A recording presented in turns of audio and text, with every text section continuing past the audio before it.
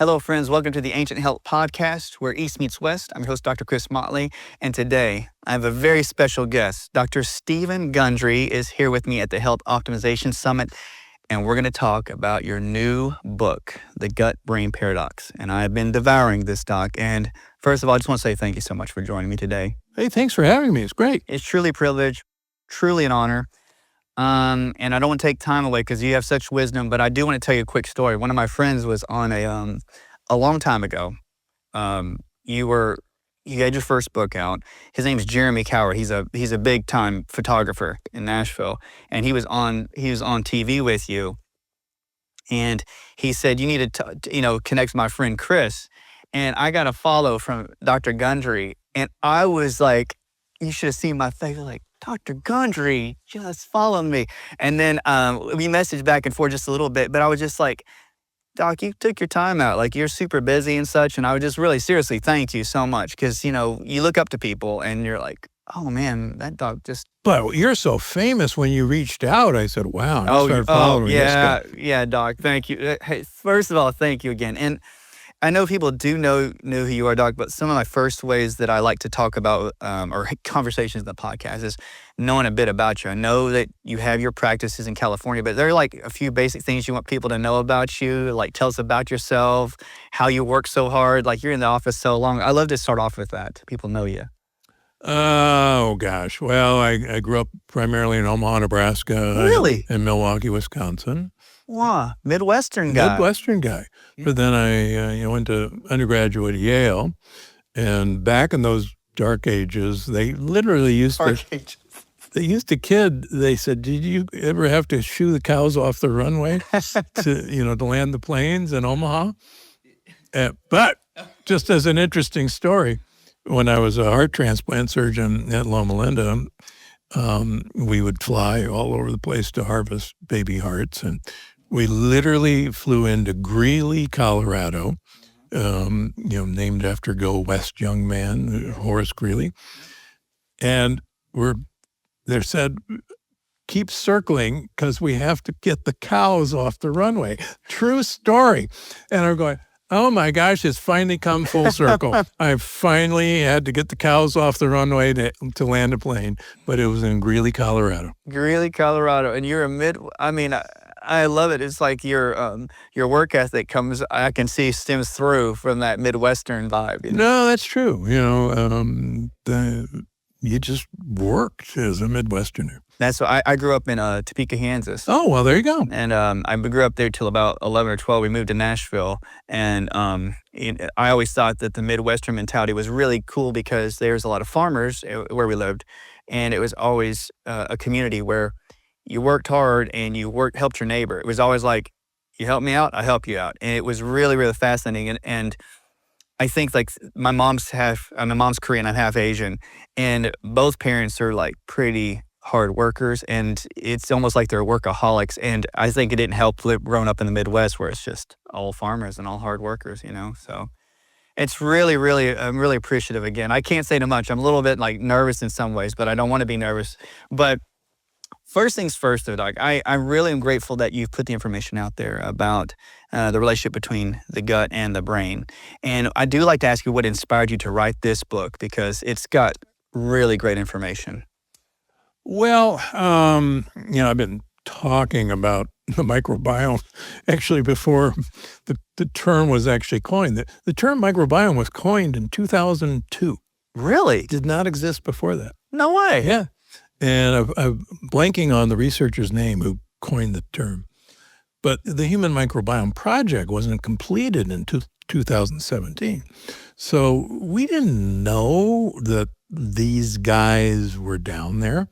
We used to joke that you swallowed food, magic happened, and whatever you didn't absorb went out your rear end. And that was all we knew, right? And when the Human Microbiome Project came out, now all of a sudden, oh my gosh, there's 10,000 different species in this teeming tropical rainforest. And the stuff that's coming out your rear end is actually mostly bacteria and dead bacteria. It's not crap.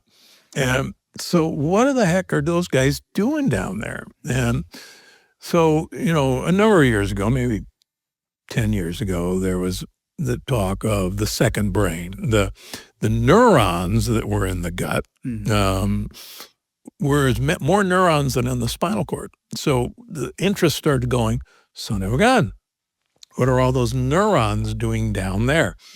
And, well, they're doing something, and, well, they're probably talking to the brain.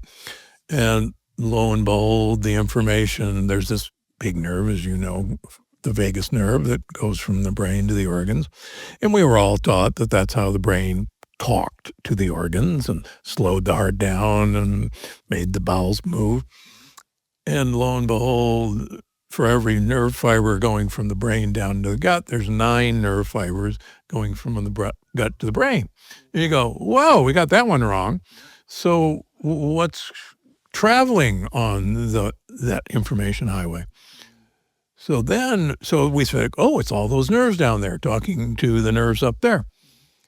Then lo and behold, when the Human Microbiome Project came out, most of the things that we assumed the nerves in the gut were doing or making hormones, it was actually the microbiome that was talking to the nerves. Wow. And sending messages of the vagus nerve. So with each, passing few years, you get a whole new picture of who's really in charge. Yeah. And as I like to remind myself, bacteria have been around for 3 billion years. You and I, we can debate. We've been around maybe 100,000 years in our current form, maybe 60,000. So you go, well, every animal, even a termite, has a gut microbiome. And what are those guys doing in there? And why are they there in the first place? And one fun fact, termites cannot digest wood. No animal can actually break cellulose, the cell wall of a plant. No animal has a digestive system. So how do these animals do it? They require fermentation from their microbiome to break down plant compounds. And as I talk about in the book, a little bit later in the book, it turns out that one of the things that probably made us human was the utilization of fire. Because fire can break down the cell wall of a plant. So that we can consume it and we can actually try to eat it then. And we don't need... We don't need that bacteria. Well, that as much. We don't need that much room in our gut to do what needs to be done. That's because it's just so surprising when you have the recent research about how much of our body is actually bacteria. Because I was reading the book, it's like 1 to 3%, and it's like how many trillions of bacteria are in our gut. There's probably 100 trillion bacteria in our gut. I mean, to me, think about that many critters. Yeah, critters. You're right. Yeah, I went to medical school in the south of Georgia. That's how we're southern. Critters is a perfect term. So, this one of the profound statements or profound thoughts within the book. By the way, I love the title of the first chapter or the first. If you guys just gotta check it out. We're talking about like the impact of neuroinflammation because I remember when I was reading your book, I was such a big fan of Plant Paradox, and we were talking about lectins, and I remember watching videos about how you would scrape out the seeds out of your tomatoes, and you would make sure that lectins were in the gut. I use one product, I'm not plugging anything, that had to do with trying to remove lectins because I was finding that people would have high amounts of yeast when they had lectin inflammation. And I'm not saying it's connected. That was really one of those eye-opening points where I started to see that people were having cognitive issues, but I should have paid more attention to it. You're talking about neuroinflammation. You're talking about like if the biome's disrupted, it can lead to your brain being inflamed. Is that correct? That's correct. Long ago, first of all, our great-great-grandparents ate whole food, and they ate whole food whole. And if you think about that, what we do now is we don't eat whole food, but we certainly don't eat food whole. We, pulverize it and extract, and So our great-great-grandparents, so they were, and all this food was grown in 6 feet of organic loam soil, and all the animals we ate the grasses and et cetera that was eating this. Now, unfortunately, but way back when, so our gut microbiome kind of migrated down to our colon, most of it, and we would extract, sugars and amino acids and fats from whatever we ate, and there was a lot left over in the form of primarily soluble fiber. That would drift down to our gut microbiome, who really liked that stuff. That's what they wanted. And they got it every day. And what we now know is when they got what they wanted to eat, they sent text messages up to the brain or via the cable, the vagus nerve, said, hey, we're full. We got everything we want. You don't have to go looking for anything more. Our needs are met. And back then, everybody was skinny. So fast forward, now we may eat a potato in the form of a potato chip, and we'll extract some fats and a few carbohydrates, but there's nothing left over. And so this is true of all of our processed and ultra-processed foods. So nothing now is going down to these guys down there. And they're going, I hear you chewing up there. I heard you swallow. I know it's coming, and it doesn't get there. And they send text messages up to your brain. Say, what the heck? You've been cheated. We didn't get anything. Go find some more. And so there's this chronic drive of appetite driven, believe it or not, by a hungry gut microbiome. And they are sending, I love the way you put that. They're sending text messages back up because it's really about communication. And that's what it is. And when there's that many cells and they're telling the brain, hey, something's going on up there, is that when we see like there's something that we intake? And let's say somebody has a burger and fries from not the best source.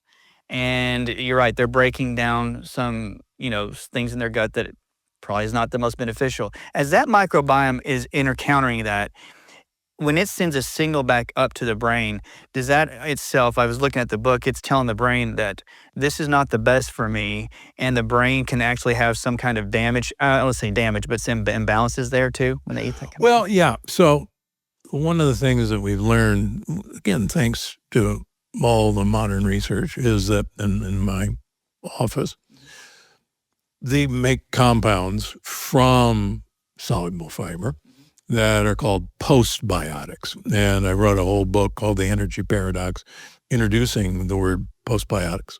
Yeah. And because I hadn't been around. No one had ever heard of it. What the heck is a postbiotic? And this was the communication system between the gut microbiome and actually all of our cells, our mitochondria, our brain. Wow. And for years, I've had the privilege of lecturing or attending the big microbiome meeting. It's usually in Paris, a Microbiota Society. And I got to know the organizer, Dr. It'll come to me in a second. And I kept asking, I said, you talk about the bacteria are talking to their sisters, the mitochondria, and they're talking to the brain. And I said, how are they talking?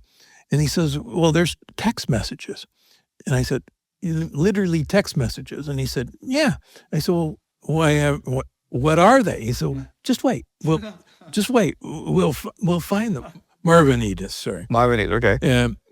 And sure enough, within a couple of years, these text messages were discovered. And the language of the microbiome to us are these postbiotics, like short-chain fatty acids, for instance.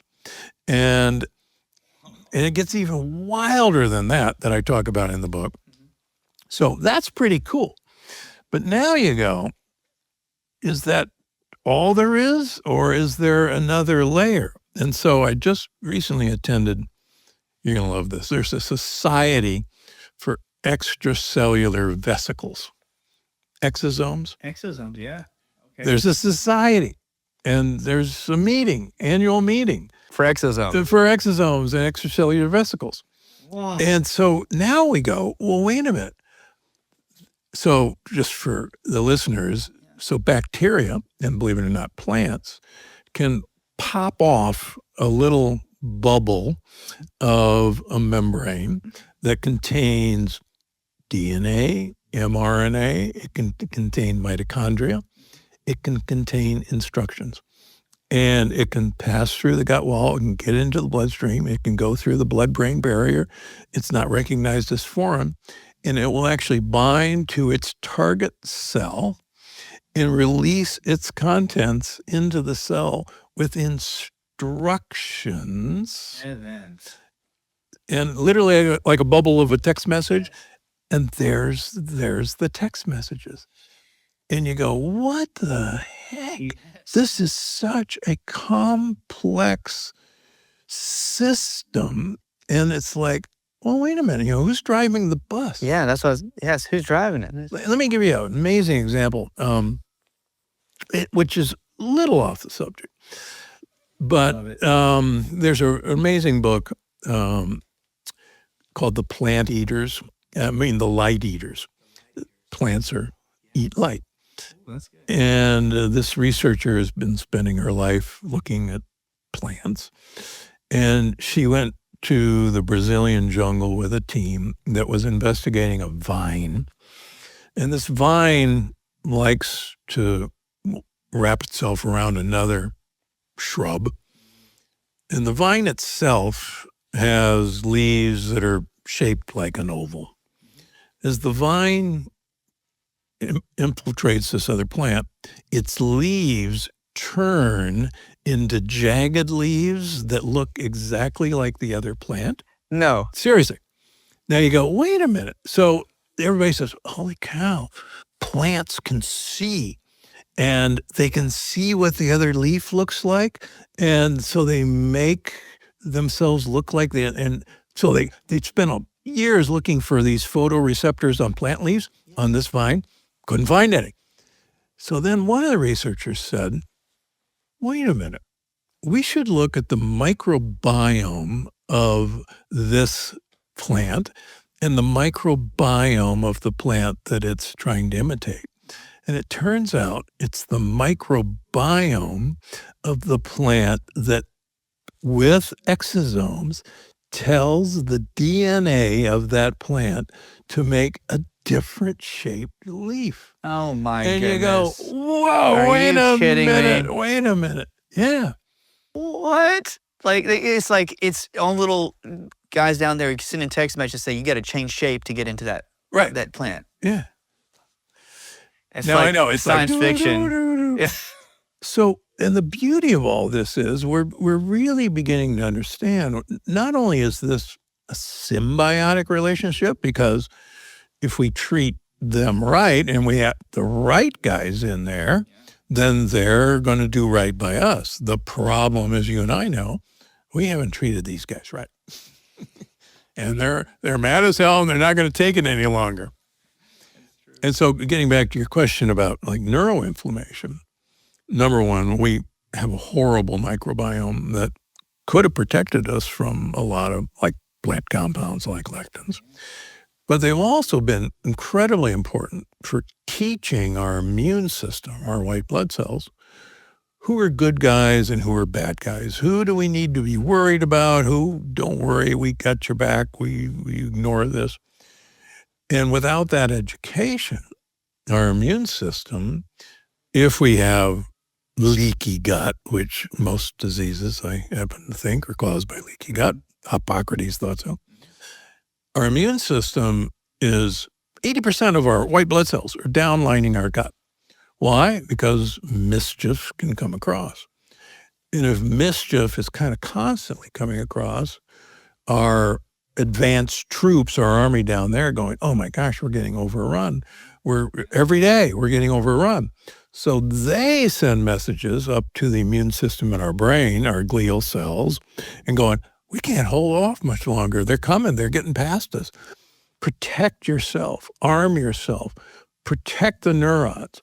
And that's where all this comes from. That's a good, I love the way you put it because it communicates the glial cells. And I love in the book how you talked about that there are structures called dendrites. And those dendrites are like interconnected, these little vines, and your glial cells will go into hyperactivity to try to remove all the dead branches. Yeah. When they get that signal down, those text messages from the gut. And so they go into hyperactivity, I guess. Yeah, that's exactly right. I mean, they're the bodyguards of the neurons. And it's almost what's, that one neuron talks to another neuron by these dendritic processes, right? And so if they get the message like, oh my gosh, the hordes are coming, protect those neurons at all costs. So these glial cells, and we've watched them in real time under electron microscope, they will nibble back these dendrites. No. Oh yeah, it's really spooky. Like Pac-Man. Just eating away. And it's like, the attack is coming, and everybody back to the castle and pull up the drawbridge from the moat. And so, and the other thing I like to talk about is people go, well, what about, beta amyloid and tau proteins? Yeah. That's the cause of Alzheimer's. Not. We spent $20 billion on anti-plaque drugs, and it's been a waste of time. And so I tell my patients, look, you remember 9/11? And I remember 9/11 well.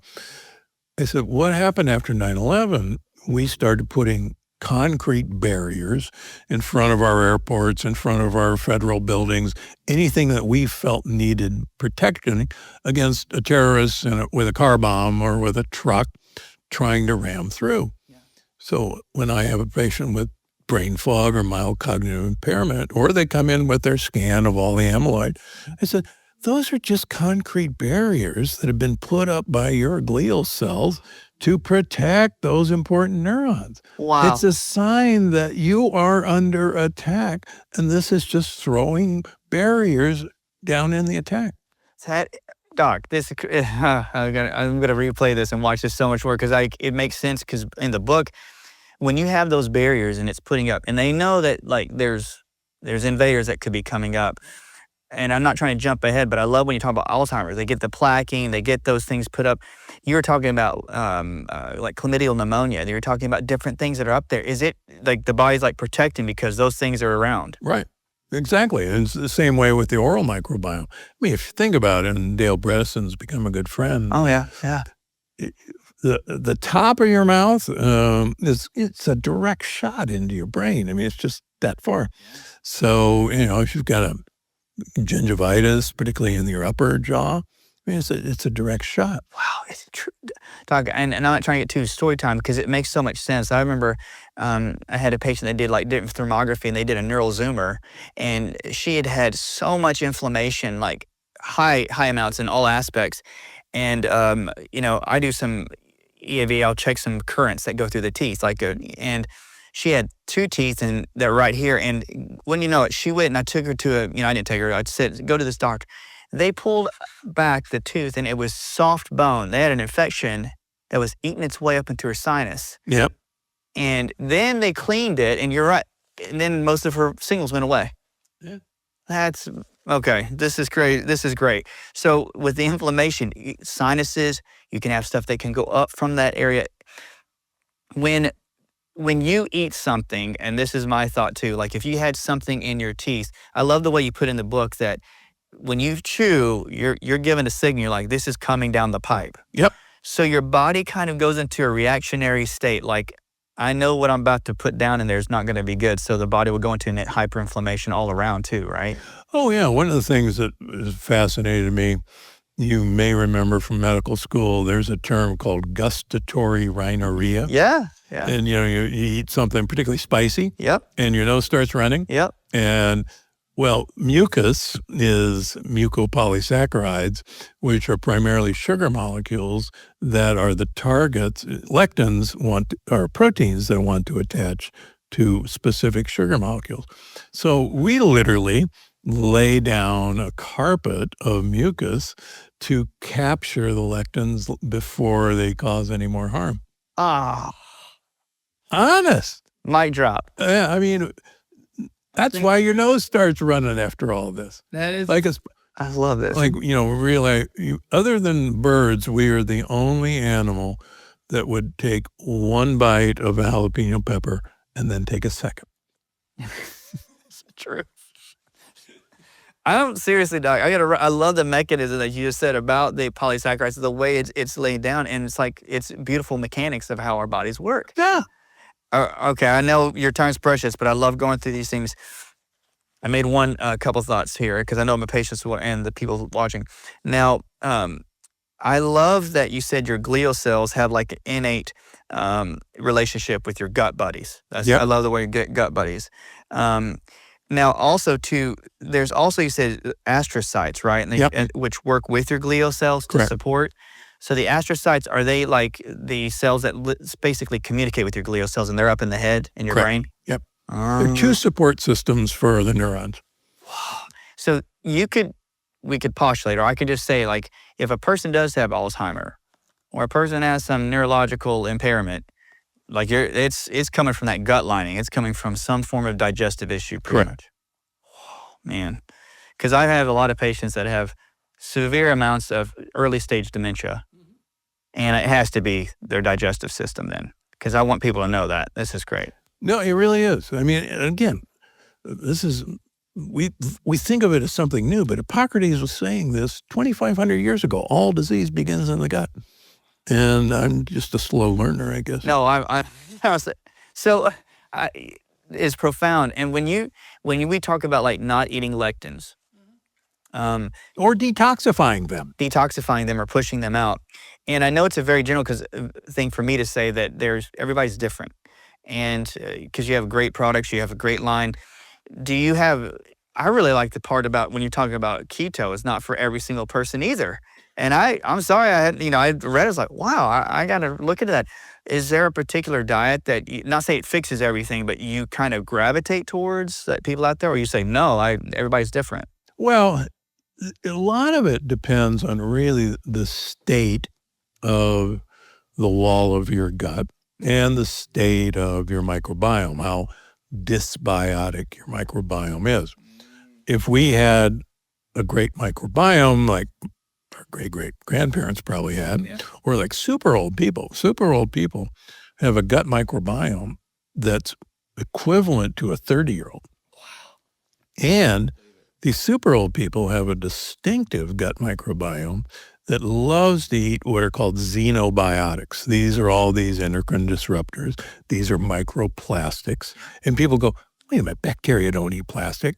Well, excuse me, we know that we can clean up an oil spill with bacteria because they are after carbon atoms, and plastics are from petroleum. And so if you've got the right bacteria, they'll eat this stuff. The problem is those guys aren't around anymore. That's right. And so unfortunately, about 80% of my practice is autoimmune patients who just are not getting any relief from anything.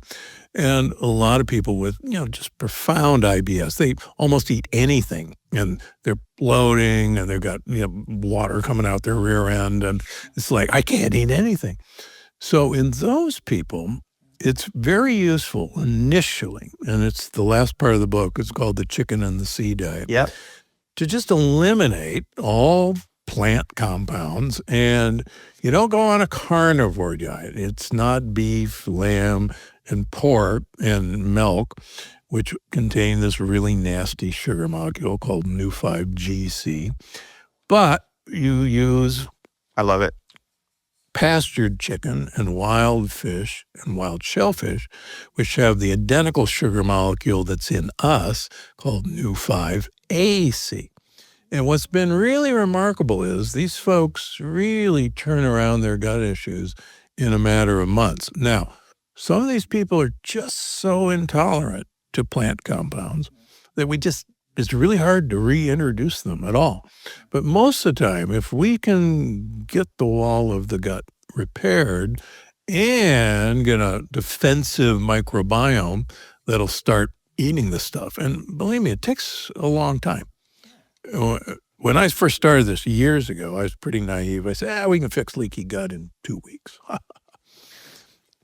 Now, because of tests like, Vibrance, Wheat Zoomer and all, it takes most of my patients, even perfect adherence, 9 months to a year to fix everything. So because the individual out there, you don't want to get them discouraged. It's like it would take you at least a year to like help heal that. Oh, yeah. It's interesting. We think about this, particularly living in California. So if a fire burns down a forest, which we should have a tropical rainforest in our gut. Hillary Clinton was right. It takes a village. But so the forest burns down and we can go put little seedlings in, and it's going to take years and years and years, for 20, 30 years for this forest to repopulate and all these connections be made. And so we've been really naive that, I took a dose of antibiotics, and get me wrong, you and I both know they can be life-saving, right? I literally was in medical school when broad-spectrum antibiotics were introduced in the mid-'70s. Yeah. Mid-'70s. What did it, I don't want to get sidetracked, but was it like a crazy thing when you saw it and you're like, oh, this is the best thing that ever came out? Oh, we were just so happy. It's like, oh my gosh, now we just got a shotgun. Yeah. We don't have to culture stuff. We don't have to test. We just, And I had, speaking of Georgia, where I went to medical school, right after broad-spectrum antibiotics came out, we started to see what was then called pseudomembranous enterocolitis. Oh, man. Which we now know is C. difficile, but we didn't even know the bug. So our head of surgery, Arlie Mansberger, now general surgeons were the original gastroenterologists, believe it or not. Really? There were no gastroenterologists back then. We did all the scopes, we did everything. So Arlie Mansberger, this is literally the early 70s, said, I think something has happened in these people's gut from the antibiotics. And I don't know why, but I think all the good guys are gone and the bad guys have taken over. So the reason I remember this so well is because once a week, medical students had to take a crap in what was called the honey pot. And Arlie Mansberger, we'd go back to his lab, and he had a wearing blender, I kid you not. And we'd put the medical students' poop in the wearing blender, and we'd put it in an enema bag, and we'd stick it up the rear end of these people. And within 2 or 3 days, they were cured. Now, of course, now we call it a fecal transplant, which is one of the treatments for... It is? Right. And he had these pictures, from the scopes, and, everything was just, it was a big pussy mess. And then 3 days later, you have this perfectly looking mucosa and everything. And everyone goes, those are doctored pictures. Well, nobody knew how to doctor a picture back then. No, not at all. That's Photoshop. And so I got to, looking back, and this is in the, early mid-'70s, I actually got to see what we now know was happening in medical students. So you doing fecal transfers back then, and you were seeing the benefits and power of all those bacteria that were missing out of the people with gut line, and it was getting disrupted, even back in the early days, like when this new terrain was coming up. When this was occurring, like you're starting to see all this degradation of the gut lining, all these things. And I know you've talked about in your other books, but I wanted to ask, like, was it because of pesticides or food? Like, what was like the big driving force where you saw all these people starting getting horrible guts? Well, I think three things, and I talked about this in the plant paradox, and it tends to get ignored, and I keep bringing it up. So there were a number of disruptors to our gut that occurred in the 70s.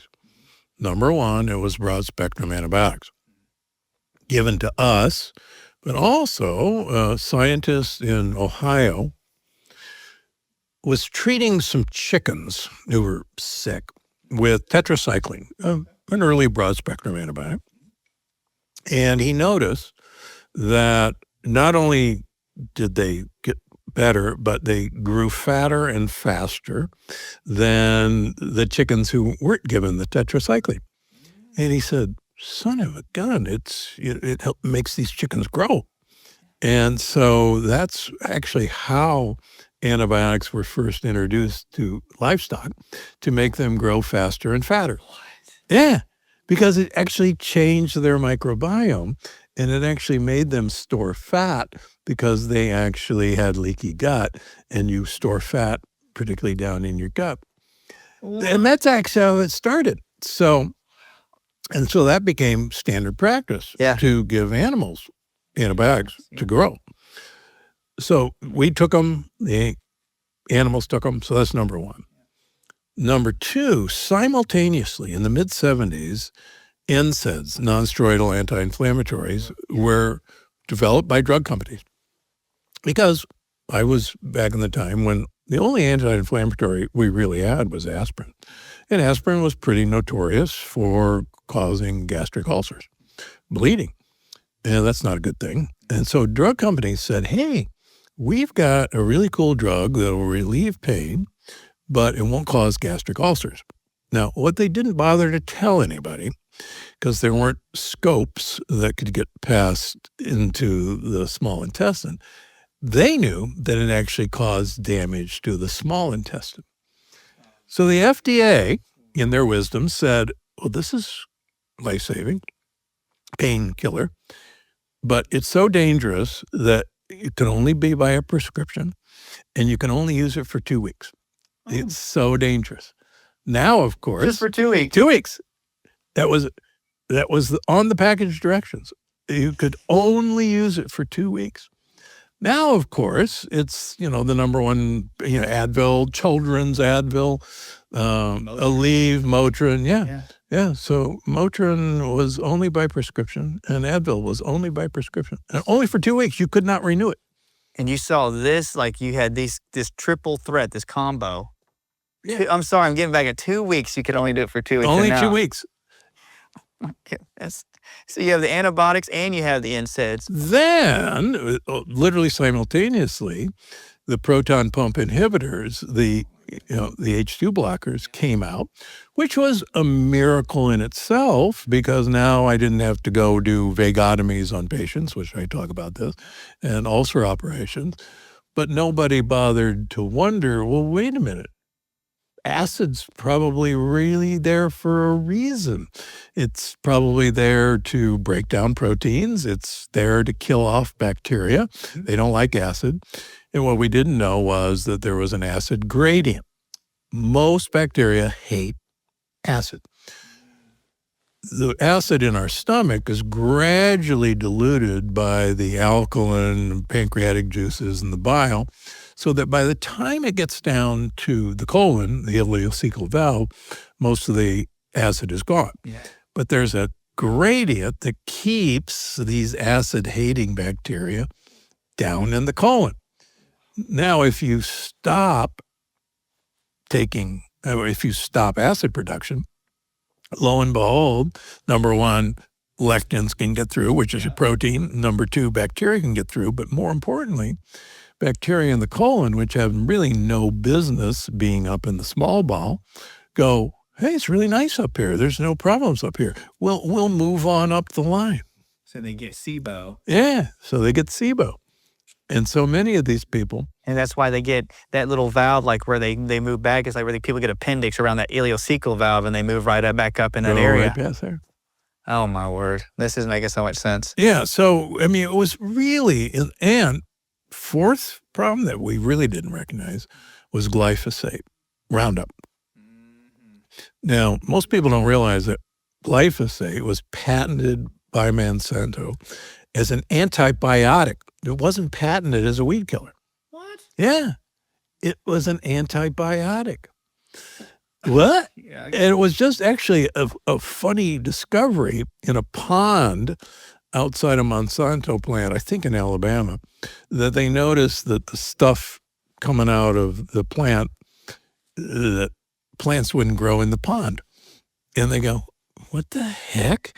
And so that's how it all started. So you go, well, wait a minute. If it was an antibiotic and we knew all this, how in the world did the FDA and the EPA allow Roundup? Yeah. And it's actually really easy because Monsanto convinced the FDA that plants to grow use what's called the shikimate pathway. I love that word. Shikimate pathway. Shikimate. Think about that. So it sounds kind of Asian, right? It sounds almost, oh, you're shikimate. Yeah. And so and humans don't use the shikimate pathway. So they go, hey, you could drink a gallon of Roundup, no problem for a human. What they didn't bother to tell anybody is that bacteria use the shikimate pathway, which is how they patented it as an antibiotic. So now we know, thanks to the Human Microbiome Project, that glyphosate actually kills off our gut flora. In fact, bad news, it really kills off the tryptophan serotonin pathway bacteria that produce lack of depression, lack of anxiety. And now all those guys have been killed by glyphosate. Are you kidding, Doc? This is... So it's just, I mean, it's the perfect storm, and it all started in the 1970s. In that perfect storm, 1970, all this happened in my year. Well, I was a medical student. And, and it was... Talk about how divine, or like the energies of the universe brought you about to like know all these and help so many millions of people. Yeah. So it all happened back then. So the shikimate, like, yeah, I've never heard that, Doc. That's like, I'm serious. If you told me, I thought you make it up. You know what I mean? Like, I'd be like, look it up. You'll say, what shikimate. that's a shikimate. What the shikimate are you talking about? So when you find these things coming in and people are saying, okay, that's why the gut lining back then, it just got destroyed. And now, even like in a Chinese medicine world, I'll see so many people that have like just really injured ileocecal valves and really rough appendix. It gives a lot more light to it. But more and more, since we're seeing this degradation, and you're talking about it, like no wonder we're seeing like the depression and the anxiety and all the mental things that are going on. Oh, absolutely. Absolutely. That's why I didn't know that it cut off that tryptophan in that whole area of the gut biome. It's going to make a lot of sense to the people watching. I mean, guys, you got to check this out, because when you talked about that 5GC, about that's mind-blowing, about like the keto, and it all works together. And I'm going to research more about this, Doc. This is really like, I'm reeling over. I got to get to the next point. I'm going to ask you something. Sorry. It's so good. Now, what about the keto diet? Because I know we touched on it, but when you say not the downsides of the keto for the brain, and just want to clarify, because I get a lot of people ask me about keto. They ask me about carnivore. Is the fat's not the best, or is it too much saturated fat in that area? No? No. The problem, so I wrote a whole book a couple books ago called Unlocking the Keto Code. Yeah. And ketones actually don't work the way people think they work. Ketones are actually a signaling molecule to what's called uncouple mitochondria. And we could spend the next 2 hours talking about mitochondrial uncoupling, but we're not going to do it. I love to, but it basically makes your mitochondria waste fuel. But in the process of wasting fuel, it actually stimulates more mitochondria to be made. So it causes mitogenesis.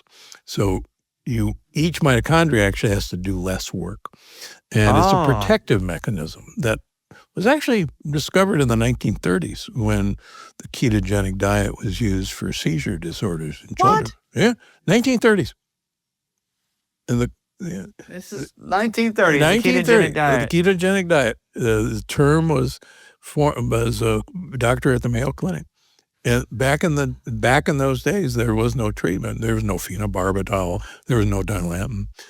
But he noticed that these kids with these really, bad seizures, they'd be in status epilepticus for days and they wouldn't eat.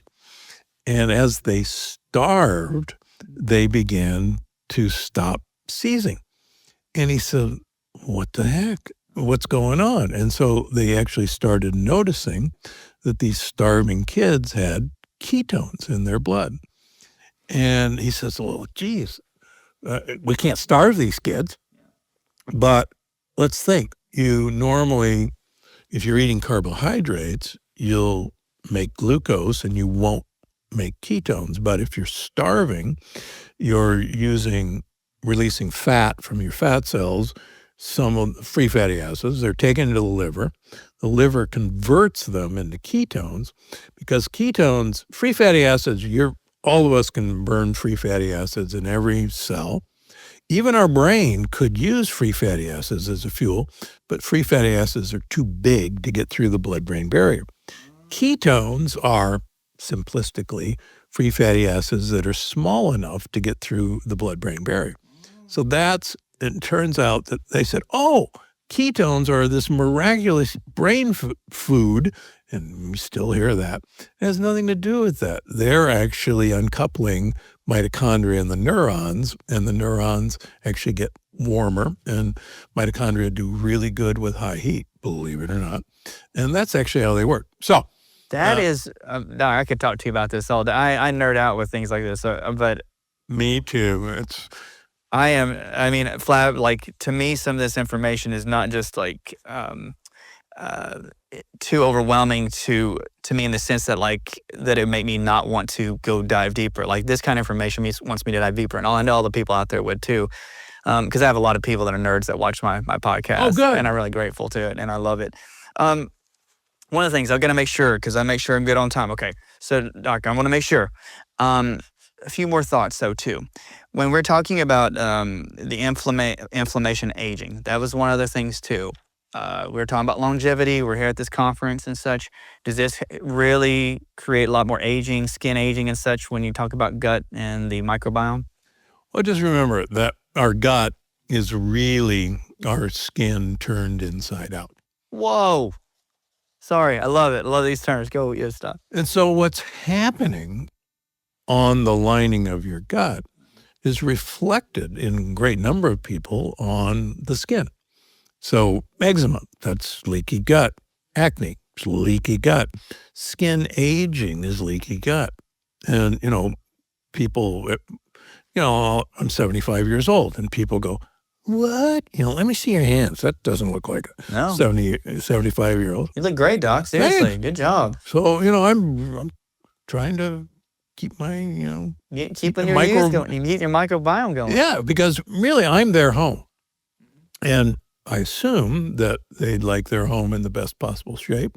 And so if I give them what they want, they'll help the home they live in. And again, when you look at these super old people, they're not biohacking. All they've done throughout their life is to keep their microbiome happy and keep the wall of their gut intact.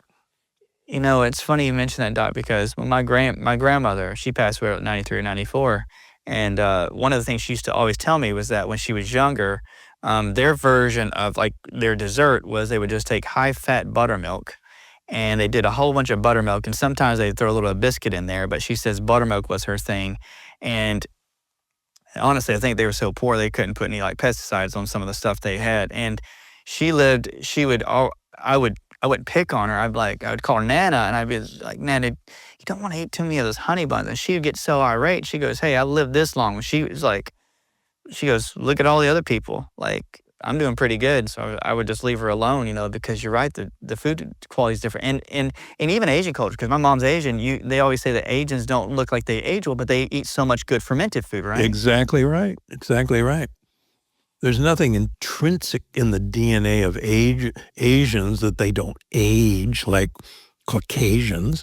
It's like, are you kidding me? It's what their gut microbiome has been given. That's true. And I always thought that, with my cousins over there, they were taught at a young age to eat tons of fish and rice and lots of fermented foods. And they had lots of natto because they had a lot of soy soup. And it was and their guts weren't wrecked because they had all these things that were actually fortifying the gut lining. Exactly. And now, what do I eat? I used to eat Doritos, Doc, and corn dogs with mustard. Oh my goodness, I'll stop there. But I could eat a pound of peanut M&Ms sitting. Oh my! Oh no! Let's not go there. I know. But when people ask you though this, I know we're getting close to time. But when they talk about probiotics, okay, and you have your thoughts of probiotics, what is it? What you would suggest to people for the general? Should they take so many billions or trillions, or you say is there a certain form, or what's your thoughts? The problem is, and I'll use the example I use for my patients in Palm Springs, which is in the desert. Yeah.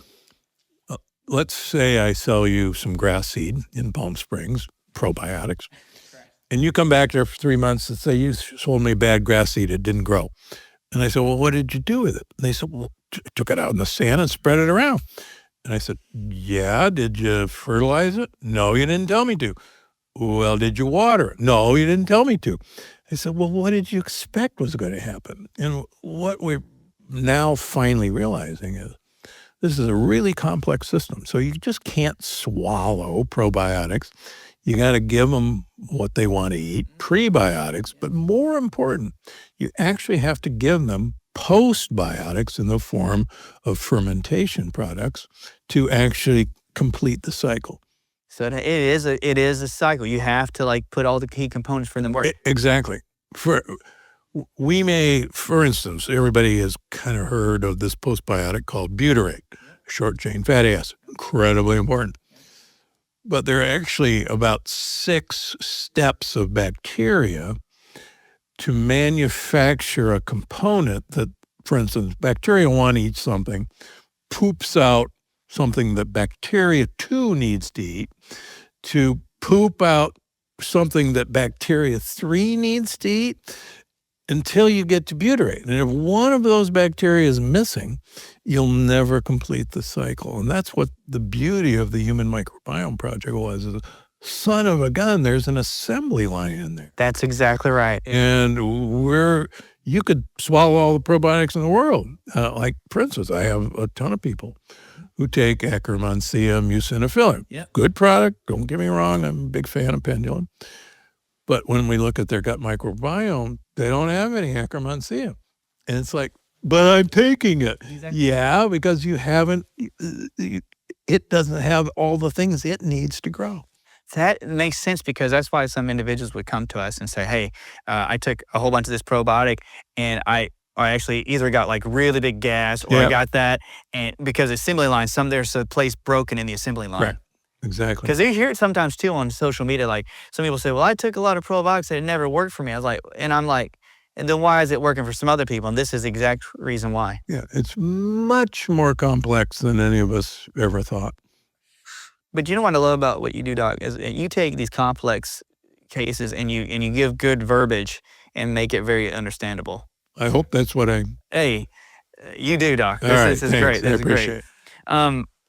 So I know, like, I really could keep talking to you, Doc, and I know this is like a chance of a lifetime to be able to do an interview with you, because I seriously mean it. We'll come back. I'd hope one day you do another one with me, if you. And I say that all seriousness, but I'm so grateful and thankful. But let's talk about the book. It's coming. Like, can you tell us about all the events that are happening around the book? Like, you're going to New York. You're going to have a book signing or in a book party. Yeah, we're going to be on some TV shows. The gut-brain paradox. I think we'll see me on Times Square on the billboard. Yeah, so that'd be kind of fun. That'd be good, Doc. I mean, and I know people know who you are, but like with all social media and such, do you find yourself doing quite a bit on like Instagram and on Twitter or X and such? Where do you usually plant yourself? You can usually find me on my YouTube channels, on Instagram. Hopefully I pop up every morning while you're scrolling through your feeds. Oh, thank goodness.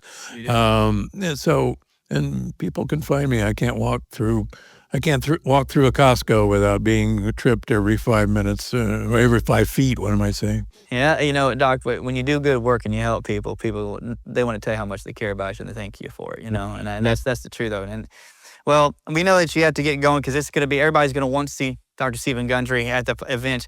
But from all of us here at the Ancient Health Podcast, remember, guys, please check out his new book. I want all you guys to get this book. I'm telling you, I've been devouring it, and it's very easy to understand and readable. And check out every avenue that Dr. Gundry is on social media. Follow him. We appreciate you guys following us today. Doc, we appreciate you. Thank you, sir. Pleasure. Thanks, guys. Have a good day.